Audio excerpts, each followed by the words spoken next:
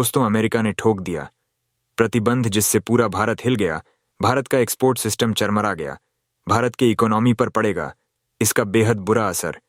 दोस्तों, एक खबर से पता चला है कि अमेरिका ने भारत पर सैंक्शन लगा दिया है, जिसका रीजन है कि रूस यूक्रेन युद्ध में हो रहा था। भारत की 19 कंपनियां कुछ ऐसे कंपोनेंट को एक्सपोर्ट कर रहा था जिसका इस्तेमाल रूस यूक्रेन से युद्ध करने में कर रहा था।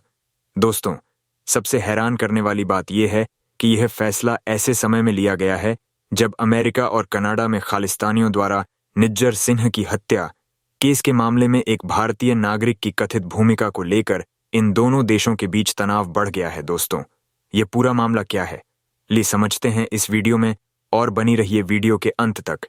दोस्तों, 24 अक्टूबर को टाइम्स ऑफ इंडिया में एक इंटरव्यू छपा था।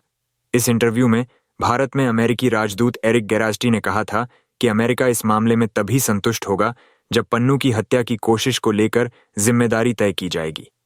इसके बाद अमेरिका से एक खबर से पता चला है कि अमेरिका के विदेश मंत्रालय और वाणिज्य विभाग ने जिन लोगों और कंपनियों पर प्रतिबंध लगाए हैं, उनके साथ चीन, मलेशिया, थाईलैंड, तुर्की और संयुक्त राष्ट्र अमीरात सहित और भी कई देश शामिल हैं।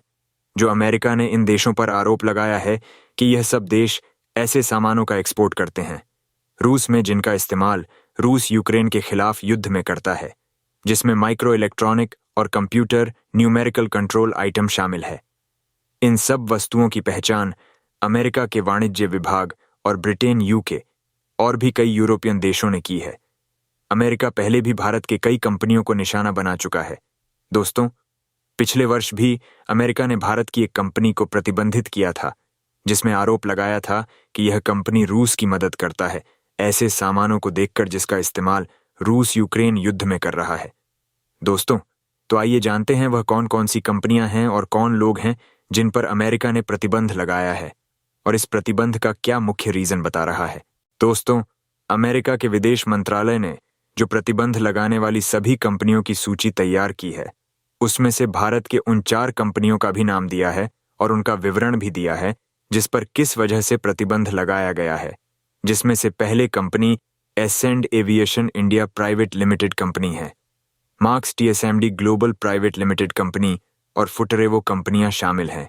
और इन पर जो आरोप लगाए गए हैं, जिसमें से एसेंट एविएशन ने मार्च 2023 से मार्च 2024 तक रूस के कंपनियों को 700 से अधिक सीपेंट भेजे हैं, जिसमें से 1,70,00,000 से अधिक के CAPH की वस्तुएं हैं, और दूसरी मास्क टास्क कंपनी ने 23 और 24 में 2.5 करोड़ से अधिक की वस्तुएं भेजी, जिसका इस्तेमाल एविएशन सिस्टम बनाने में काम किया जाता है।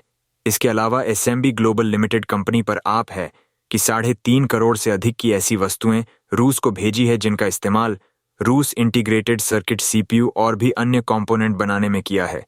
और वहीं चौथे फुटरेबो कंपनी पर यह आरोप है कि 23 और 24 में मिलाकर 1200 करोड़ के इलेक्ट्रॉनिक सामानों को रूस की कंपनियों को भेजा है और रूस के ऐसे कंपनी को भेजा है जो ड्रोन बनाने का काम करती है।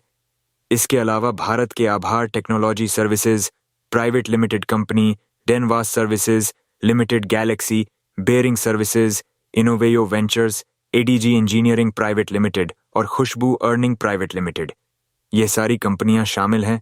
और इनके अलावा लोकेश मशीन लिमिटेड, ऑनबाइटी फ्रीड LLP painter, electronics RRG engineering technology private limited, sharp line automation private limited, Shaurya aeronautics private limited, Shreeji impact private limited और Shreya life sciences private limited. Bharat की इतनी सारी कंपनियों पर अमेरिका ने प्रतिबंध लगाया है और इसके अलावा अमेरिका ने भारत के किन 2 व्यक्तियों पर आरोप लगाया है, उनका नाम विवेक कुमार मिश्रा और सुधीर कुमार है। अमेरिका के विदेश मंत्रालय का कहना है कि एक्सेंट एविएशन के सह निदेशक और अंशिक निदेशक धारक हैं। Ascent Aviation service private limited की वेबसाइट के अनुसार यह कंपनी दिल्ली में मौजूद है और यह कंपनी एविएशन इंडस्ट्रीज के लिए स्पेयर पार्ट के साथ साथ लुब्रिकेंट भी भेजने का काम करती है, जो मार्च 2017 में बनाई गई थी।